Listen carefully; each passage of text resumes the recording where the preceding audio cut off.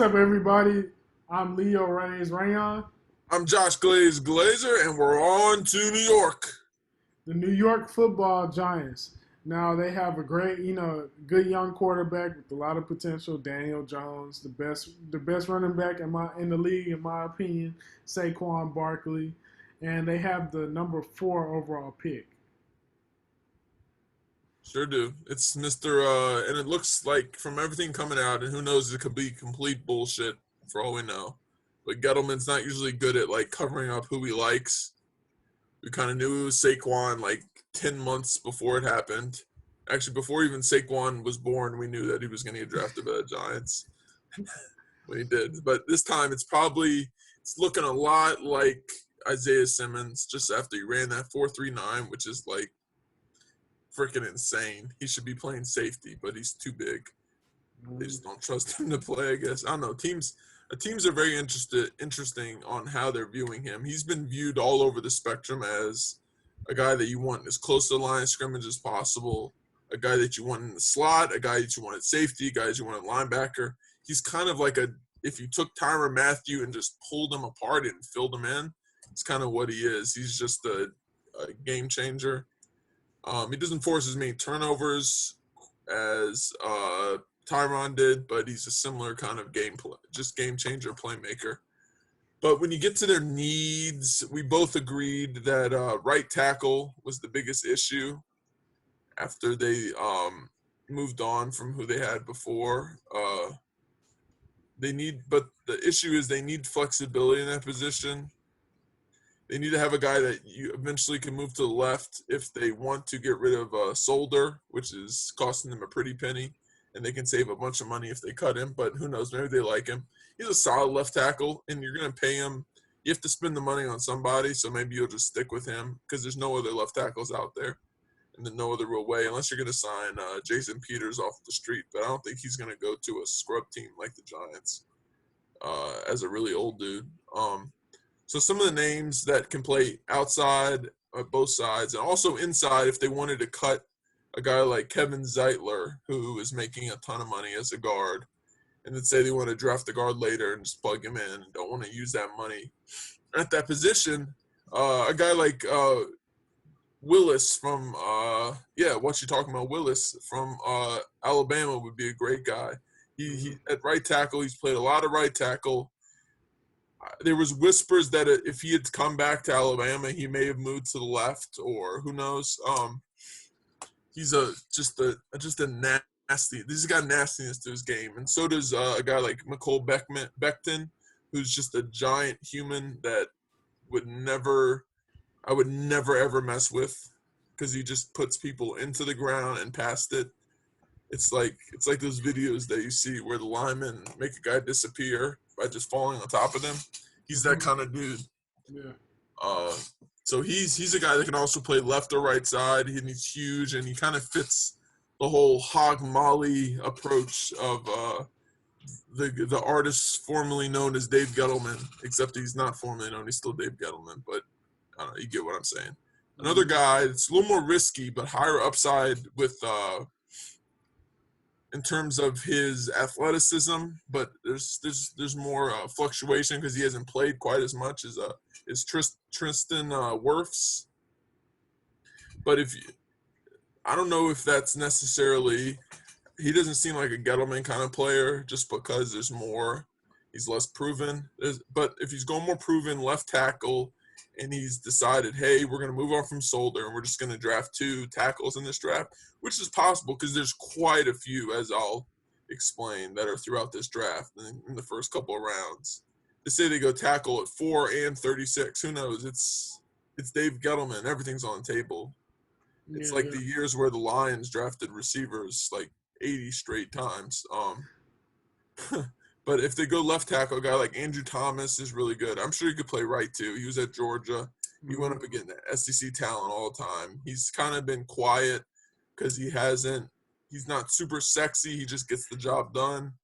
Let's say they wait to the second round and they go and they don't draft at 4 and this is say Simmons is the guy and they go second round. A guy like Ezra Cleveland, a guy Isaiah Wilson, a guy, Prince Tego Wadhoho. I screwed that shit up. But Lucas Niang and Austin Jackson, Austin Jackson's more of a finesse player, but it's a tackle, so who knows? What their flavor of the month is kind of what they can pick from. There's a lot of tackles out there. Yeah. After tackle, what else do you have as a position of need? I honestly, in my notes, I put anything. They have so many things. Like obviously, like they let go of Odell Beckham. Slayton is a good player, but you want. Saquon is going to be facing stacked boxes. You want a guy that Yeah, can and just. Slayton. Here's the deal with Slayton: good player, solid player, possibly explosive, but he cannot be your physically biggest receiver. He is their physically biggest receiver, which is a freaking joke. So they need to go after a big dude that can physically play and do what he needs to. Like I looked at a guy like Michael Pittman in the second round. Would be great since they have a high second round pick. They could probably snag him. Whoever gets him is going to be a happy team. He's the pedigree and all that. Also, oh my bad. Go ahead. Also, I think edge rusher. When's the last time the Giants have had an edge? I would say honestly, since the days that they was winning Super Bowls, So yeah, they're in a weird position because 4, there's no way in hell that Chase Young gets there, and you're not going to draft the edge at 4. So you have to wait till 36, and the only way that I think you draft the edge at 36 and get a guy that can actually start right away is if you go with the developmental young guy we talked about in Gross Matos, 6'5", kind of checks off all the boxes. I don't know how well he's going to do in that 3-4 scheme, but the fact that they have 3 dudes in the middle, like they're similar to the Redskins, the whole division. The entire division's D linemen are just insane. The Eagles, especially interior, Cowboys, they're good as a unit. They're a little more questionable than the other 3, and the Redskins have those 3 dudes. But the Giants with Dalvin Tomlinson, Leonard Williams, and who am I missing? Dexter Lawrence, who they drafted. He's big. He's what they call in the football community a dancing bear. Right. A big dude that can just move and just do what he needs, quick on his feet, light on his feet, the feet of a ballerina, all the cliches. But yeah, they could go high upside pass rusher guy with speed. They didn't resign Marcus Golden out of Missouri, who played well for them last year. Not sure why. Maybe he doesn't. They want to. He's more of a how do I say? He's less of a physical traits guy and more of a execution and technique guy. That's how he wins. So maybe they want a guy that can kind of just win with his pure talent, which is you can build more on that, and there's a higher upside there, especially with the young team. Yeah, their defense was very strange this year. I understand why you say that they kind of need everything,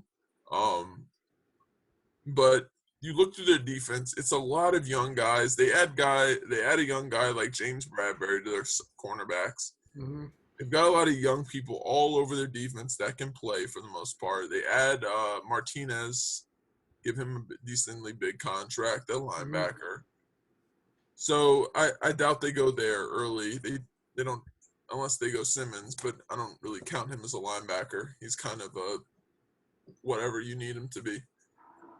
They have Jabril Peppers, who they got in the Odell trade. So they have a lot of dudes that can play, but I just don't think they meshed well last year because they were just so young, and they were all young, and there wasn't really that leader there that can kind of bring them all together. So there's a lot of young guys just flying by the seat of their pants and trying to figure it out together, which is never going to work out. But if they keep this together, stay in the same scheme, add a couple of veterans, the defense could be one that makes a really big jump in the same way that the 49ers did, in my opinion. And they probably have more talent across the board than the 49ers did when they made their jump. But the 49ers were just like loaded at D-line and just went berserk, and they had great coaching and whatever, blah, blah, blah. But they're a similar team. What do you have? Do you have any other needs that like jump out to you that I haven't touched on? No, that's pretty much it. I mean, I think the biggest need is like just, I mean, they just need a game changer on defense. That's why I see them going Simmons early, but at the same time, it's like we both said, you know, I think that they do need to go offensive line. Like I can see them going both ways. I think that I personally like.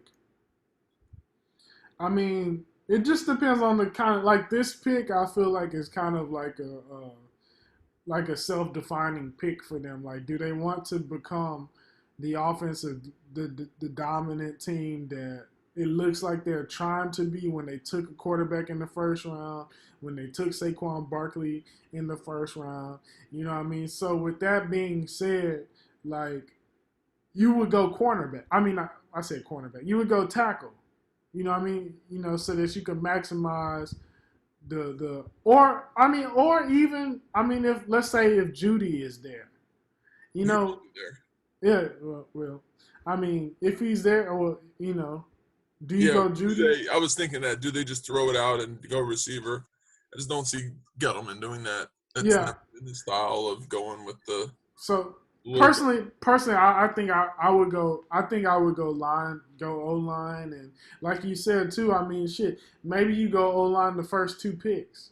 You know what I mean? Just make sure you have a solid O line. You have You have some pieces in there already, and if you just load up, it can quickly become a strength. yeah. Because I mean, I think that when you have a solid O line, I think that you know you could. I mean, you know, it's not like Odell Beckham's are just like laying around. You know, it's not like Hopkins and Mike Thomas's are there. But I mean, if you have a strong O line, like you could do a lot of things. That's You all. don't You need know. great receivers to win in the league. You need good enough, and then you just need a balanced offense that can stretch the field, and you've seen that with a lot of these teams that have limited receiver talent. Yeah, that win. Still win. You know. There's two paths. You got to either pick one. You're Yeah. either going to be a team that's going to air it out and go berserk with, or you're going to do the other side of it. Even a high-powered team like the Chiefs didn't really drafting these dudes super high. Mm-hmm. Right. Besides Mahomes, there's all these receivers were just guys that fit their system. So I can't. I'm not. They have a new coach, so we really don't. We have zero intel on what they're going to run. They brought in a defensive coordinator that was previously with the Dolphins, and before that, the Patriots. He's a Patriot guy named Patrick Graham. Mm-hmm. Uh, but he was more their run defense coordinator. So it'll be interesting how he approaches everything. Does he view corner as a place you just load up with as many man defensive guys, which would make sense with your personnel because DeAndre Baker was up and down, but a lot of his ups and his high points last year were in man coverage and not zone. He was struggling in zone. And that's similar to what Bradbury was good at. He played zone, but really, I mean, technically he was zone, but once the play started, he was pretty much just playing man the whole time. He played a lot of press man, so maybe they try to copy Bill Belichick, or hopefully they just look at their people that they have and figure out what works best.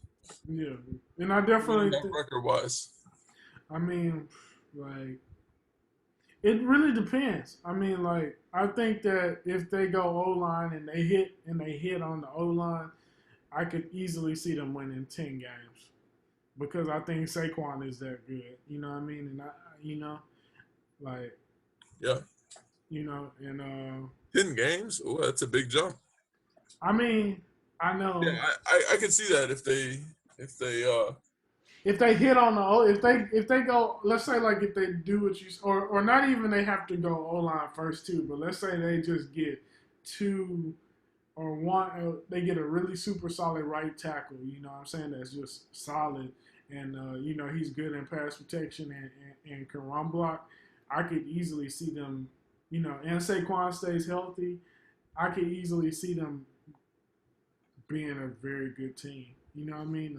yeah, if everyone comes together at the same time. I think they're hoping that a guy like Blake Martinez Yeah. and kind of provide some of that leadership. And I mean, as talented as all the teams in this division are, I think that we both would agree that I mean, each team in this, like no team is straight up trash. I think like every team has potential to do better. I mean, the Redskins are young. I mean, they I mean, so basically what I'm saying is that the Cowboys and the Eagles, like you never know what you're gonna get.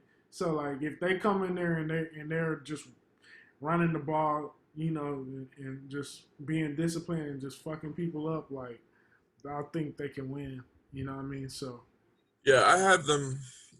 I'm more guarded on my approach. I have a 6-10, 7-9, which is still a 2-game improvement.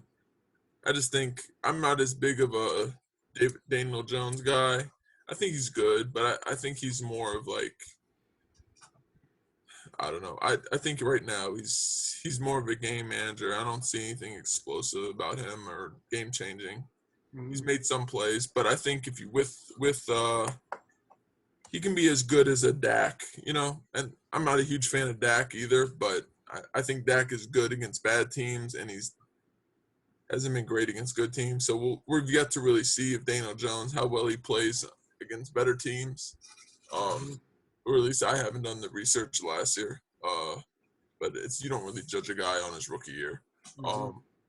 So we'll see about all that. 6-10, 7-9. We'll see. Hopefully it's better than that. I have family that are Giants fans, and hopefully for their sake they do better. But it's a young team with potential, and hopefully they keep everybody together, keep the coaching staff continue to develop, and hopefully this coach is a good. I think his name is Judge. He was a special teams coordinator, I believe. Mm-hmm. So it'll be an interesting situation. Again, they pick at 4, 36, and 95.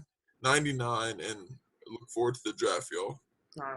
Yeah, just for clarification, I said 10-6 at best. I'm gonna say that if I had to bet money, I'm gonna say 8-8, 7-9. But I could also see them overachieving too.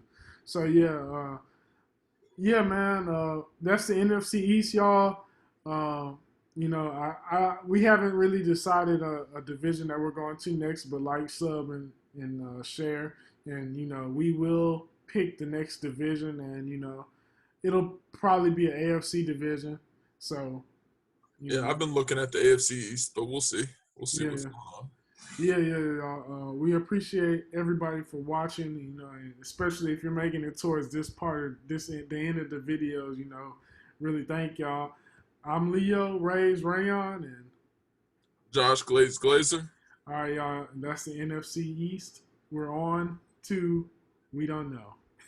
All right, peace, y'all. See y'all later.